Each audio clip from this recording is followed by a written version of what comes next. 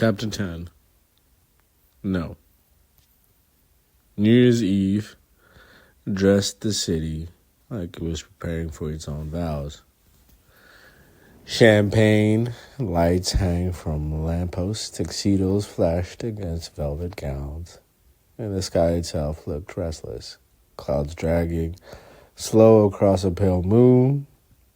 And there was Jacob. He had arrived at the chapel without any fanfare. Coat collar up against the cold, eyes hidden just enough to pass through the crowd unnoticed. That was the thing about him. He never needed the room's attention anymore.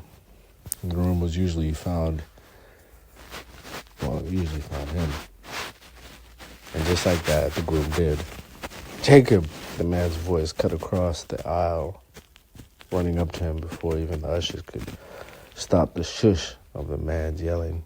He jogged forward, bow tie crooked, heart racing faster than the organist warming up the notes.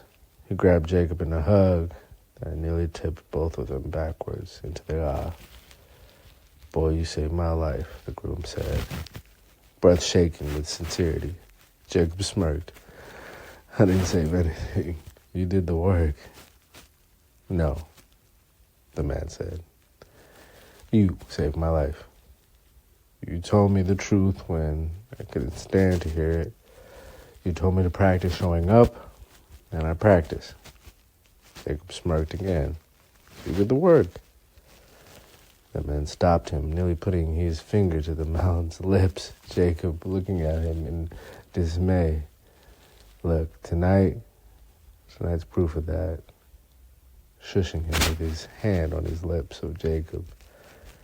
His eyes watered as he blinked them clear. "She's going to come down the aisle, but I couldn't wait for me to come to you. I know that sounds kind of weird, but thank you. Because before her saying, I do, I'm just so appreciative of you, and I am. I'll always be. Bro, you don't understand. I couldn't get to I do without you." Jacob tugged the bow tie straight, 2 fingers like a father fixing his son. "Well, then go. Go practice forever up there, man." The groom ran back toward the altar, leaving Jacob in the aisle of the ceremony as onlookers looked to see who this man was in the man that Jacob stood. In that moment, Jacob shuffled right as the music filled and the bride steps into the light. The pew was where he found his posture at ease, expression unreadable.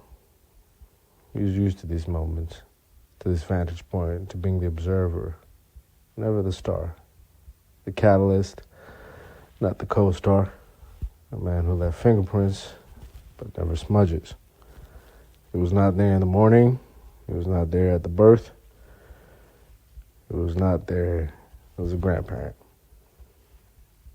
He was there at this moment, when many thought that no would never lead to a yes. This is exactly what it would lead to if you believed in it. The vows came, trembling but real. The laughter at the right beats, the kiss that stuck the landing. Applauses thundered, then fell back like surf against the sand. Jacob stayed seated until the aisle cleared, then followed the tide of guests towards the reception hall. The bathroom smelled like roses and whiskey, like every wedding he'd ever slipped through. He kept the distance during their first dance, sipping water, scanning the room with eyes that caught details no one else noticed. The bride's father gripping his speech cards too tightly, bridesmaids sneaking champagne like it was oxygen. Love everywhere. Panic too. It was that cousin that you don't talk about that had made the wedding accidentally. Weddings were built for this.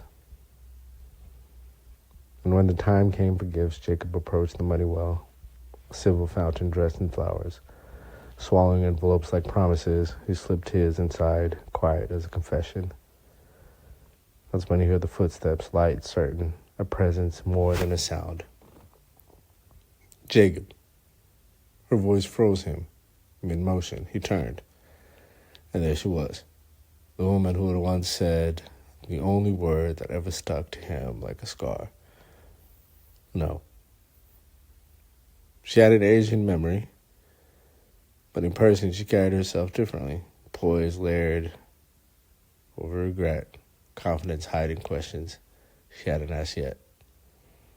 The dress was emerald, the kind that dared you to stare. Her eyes, same as before. Sharp. Sharp enough to slice through the years. Sharp enough to slice through the wedding cake. I've heard about you, she said. Not greeting, no preamble, straight to it like always. They call you the love doctor, don't they? The man who fixes couples when no one else can. Jacob chuckled, slow and smooth. Rumors grow like legs when you let them, huh? Then they run. You really changed him, didn't you? She pressed, nodding toward the groom, now spinning his bride under the chandeliers. He says he owes you his life. Jacob tilted his head. People owe themselves. I was just a friend. As for the love doctor, I think you got the wrong man. But if he reminded them of what they already knew, then it sounds like they had an apple a day. For a heartbeat, silence hovered between them. Not awkward, nothing had changed. The kind that dared for one of them to blink first. They were dancing like spies. They were dancing like things in the shadows, things that happen at your night when you're sleeping. They were dancing as they watched the bride and groom dance for the first time. But they stood shoulder to shoulder. Then Jacob reached into his coat, and from his pocket he pulled out a card, and he handed it to her. It was plain, no ink, no logo, nothing. But raised dots pressed in the surface in Braille. She frowned, running her fingers over it, lips parting as she deciphered. A wise man once said nothing at all. By the time her eyes had lifted off the card and found the number, Jacob was already gone, like a phantom in the opera. Valet he was, there standing, about his Uber to the curb. Jacob slid into the back seat, leather cool against his shoulders, saying his name.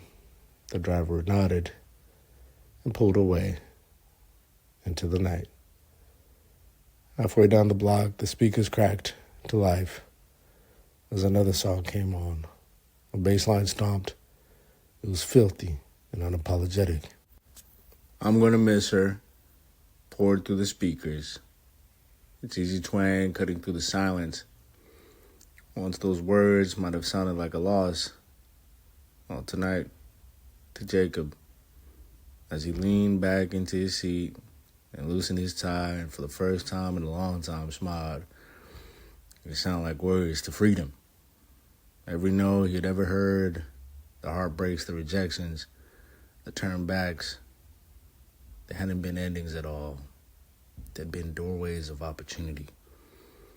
He thought of how one woman's refusal had carved out the space for 1,000 others to seek him, to trust him, for them to be changed. Realizing that saying that he once heard as a kid, every no leads to a yes.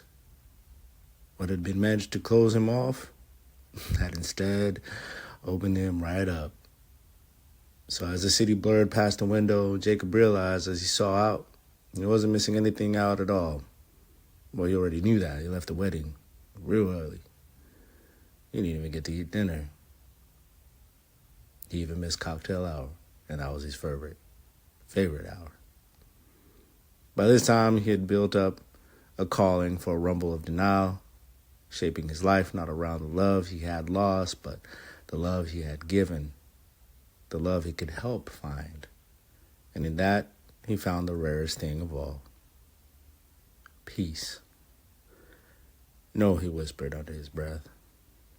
It was almost like a mantra, a word that once tried to break him, now gave him a career, opportunity.